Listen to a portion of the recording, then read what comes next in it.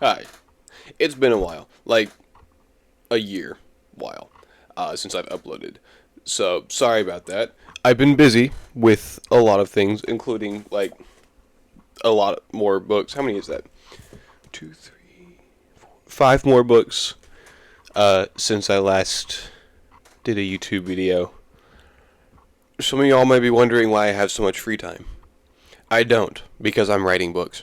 Um, Anyways, so I filmed this whole thing like 2 minutes ago, and then I opened up my software to edit, and then realized I was actually out of frame for like half the video. So I'm doing the whole thing again, and this time I put all my notes down on my phone instead of looking at my computer screen every time I need to read the script, like a big brain. Use my big brain.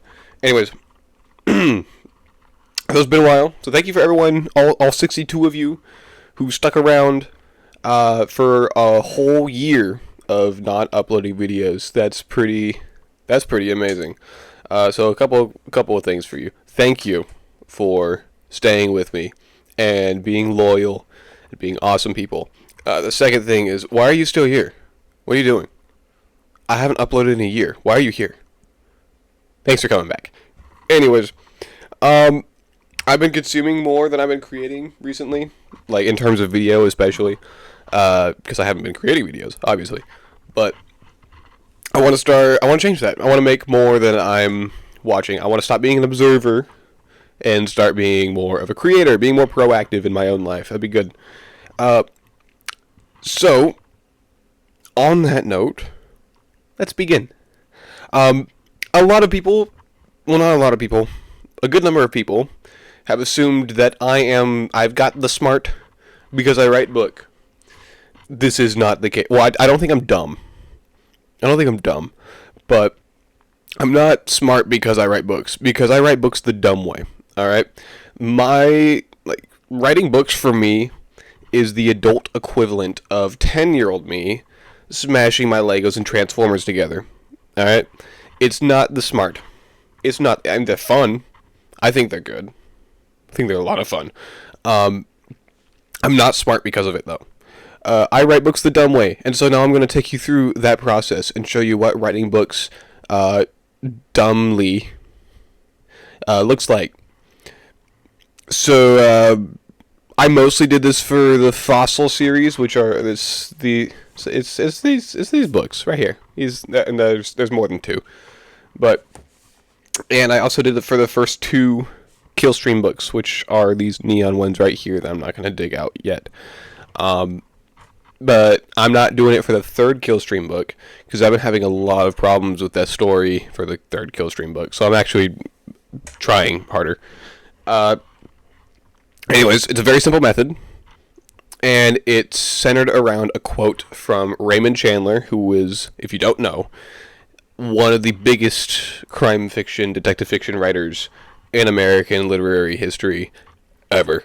Uh, he said, "When in doubt, have a man come through the door with a gun in his hand." The principle here is not that there should be a shootout every single time the story gets a little bit boring. Although I think some stories would be funnier with that, but the principle is that anytime the story's getting boring or you're not sure what should happen next or yada yada, have an obstacle or a threat get in your character's way that they have to overcome, right? So, for instance, let's say we're writing a Buck Rogers story together, okay? I've never actually read any Buck Rogers stories. He's a science fiction character that people know, and so yeah. So Buck Rogers has to travel from planet A to planet B. If a whole novel is written about him sitting in a spaceship, twiddling his thumbs and kicking his feet back and forth in his pilot's chair for days until he reaches planet B, I wouldn't read that. That sounds really dumb and boring and lame. So we had to make it cool and awesome. How do we make it cool and awesome? What if his life support system suddenly breaks down? Now he has to go fix the life support system. Otherwise, he breathedn't. And then while he's fixing it, The ship gets thrown way off course and ends up in an asteroid field. Buck Rogers returns to the cockpit and finds out that an enemy robot has thrown his ship completely off course and sabotaged his mission. And now Buck Rogers has to fight off the robot while navigating the asteroid field. And after defeating the robot, he crashes onto an asteroid and is stranded, then finds out that the asteroid is a secret pirate hideout who are all looking for him, and he infiltrates the hideout to get the parts he needs for his ship, and yada yada yada. You get the idea. Add complications. Make it interesting. Make it cool and awesome. Just from adding complication after complication, we've turned a really boring story about Buck Rogers kicking back for a few days until he reaches his destination without any incident to a fun, goofy science fiction adventure. Very awesome. But now that's a problem. What if you're not trying to write a really cool and awesome and neat science fiction story?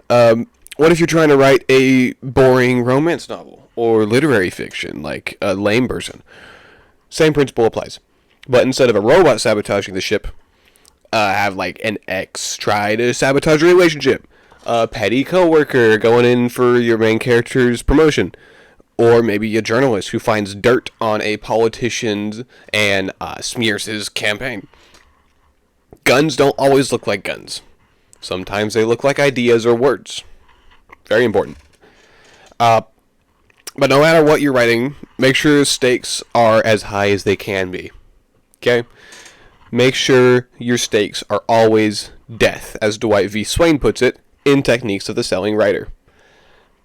But before you start yelling at me because like you don't want your character to die in a romance novel because that doesn't make a whole lot of sense, hear me out. Okay? I'm sorry for the squeaky chair. Hear me out.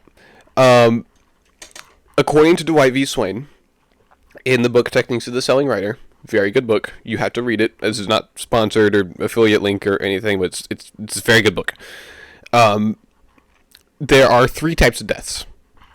The first is physical, which is pretty self-explanatory. Like someone gets stabbed and then they die and they're dead and they're not coming back, unless this is a comic book or Star Wars or something. The second type is spiritual death. Maybe a character compromises on his morality or his integrity. He steals, he kills, he lies, breaks an oath or a pact. He's not physically dead, but his old self is gone. And the new one isn't quite as good as the first one. The third is mental death. This is where a character loses a job, loses a loved one, loses a status, something like that. Something close to him. He loses something very close to him, but he goes on living. However, as Swain puts it, life without feeling is a kind of death. So, that's my secret sauce for writing a great story. Well, most of the secret sauce. Like, if this sauce was salsa to write a really cool and awesome story, this would be the tomato.